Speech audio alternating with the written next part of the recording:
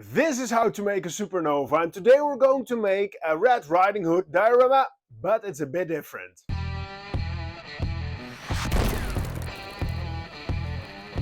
Normally this is the part where I tell you where I got some inspiration or got the idea to build something new, but this just popped up in my head. I wanted to build a small Red Riding Hood figure, something like a warrior or a rogue, fighting in a forest with a very large wolf. So let's go. We're going to start with this 20 by 20 centimeter sheet of MDF, and I'm going to draw my basic idea on it so I have some reference to build on.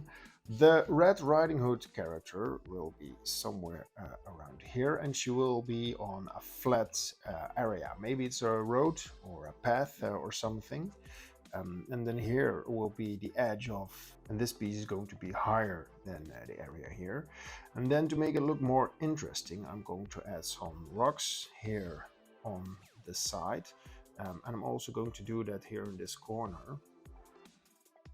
The wolf character will be somewhere around here, and I'm also going to add some pine trees, but I'm not sure where they're going to be placed, so I'm not going to draw them on right now.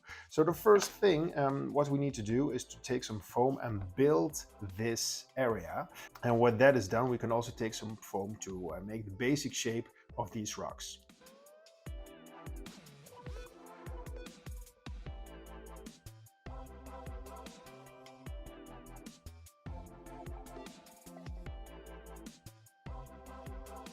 This is the basic structure we're going to use for our diorama, and to get the rocky texture I'm going to use some tree bark.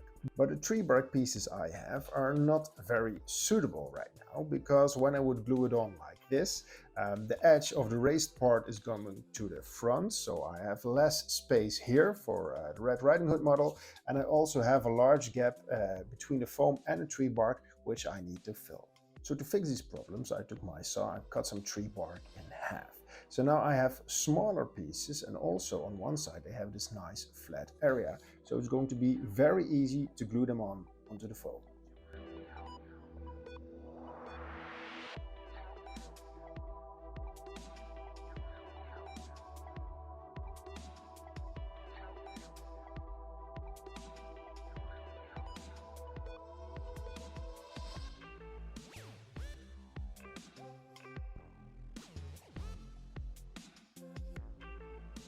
Right now I'm going to take some sculptor mold so I can hide all the gaps between tree bark, and I'm also going to use it on these open areas to make it less flat and less boring.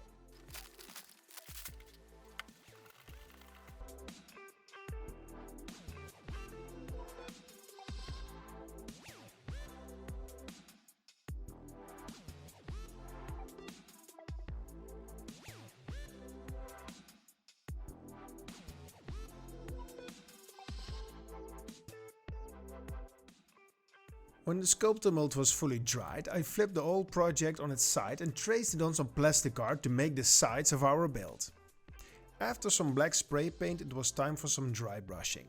With the contrast of the white snow in mind, I wanted to make my rocks very dark, so I'm only dry brushing with some dark grays. And when I move up to a somewhat lighter color of grey, I only touch the edges which would catch more light. And for the ground I used some dark brown paint, and when the first layer was dry I dry brushed a slightly lighter brown on top of it.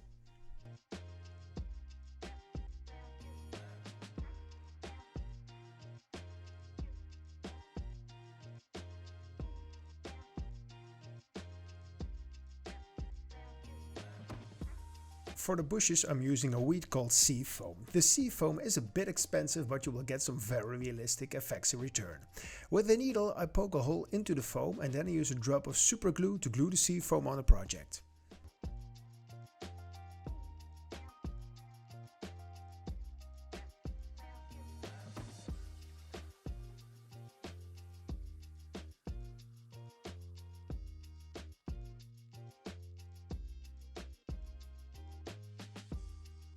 I wanted to add some dead bodies, because Red Riding Hood should have a reason to kill the monster. Online I found these dead villagers, links to the STL files are in the video description. Finally, it was time for the snow, and to glue the snow on the diorama I used some spray glue. When you do this for snow, make sure you are spraying from one direction for the most realistic effect. In a snowy forest you have the flat areas with a lot of snow, but also the covered areas with just a bit of snow. For applying the snow powder I use a sieve, and this helps you to get a fluffy snow texture, and it also prevents you to dump too much powder on one place.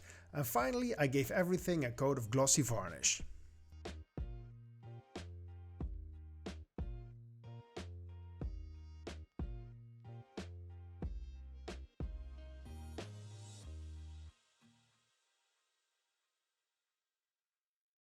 My friends, I hope you like this video so far, and if you do, please like and subscribe, because I have a lot more builds I want to show you. Thanks.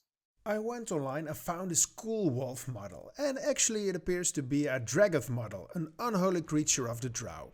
If you want this, the link is in the video description. After a black base coat I started dry brushing with a dark grey, and I worked my way up from there. All the areas which would catch more light I added some more paint. Dry brushing works great with models with a lot of texture like this wolf, but one of the most important things here is contrast in our project.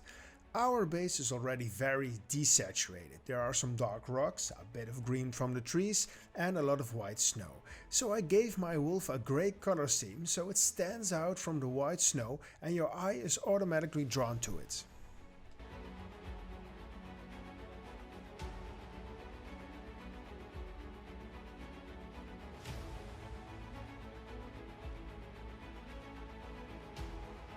For our hero I am using this elf scout model I found online, and also for this model you can find a link in the video description. Keeping that contrast in mind, Red Riding Hood is painted totally different than everything else from this build. For her I use bright colors, her weapons are shiny and her clothes are clean. There is no doubt she is the hero of our story. And when I paint models I usually work with some shadows, mid-tone and highlights, but there are way better painters out there that can tell you exactly how that works. So for now, a video montage.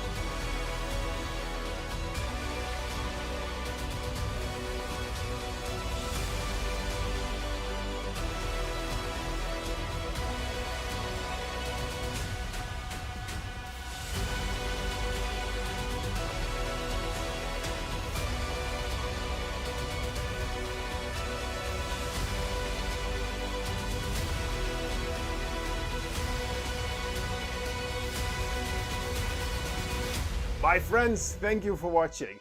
And if you think, well, the diorama is cool, but it's very small, can you do it bigger?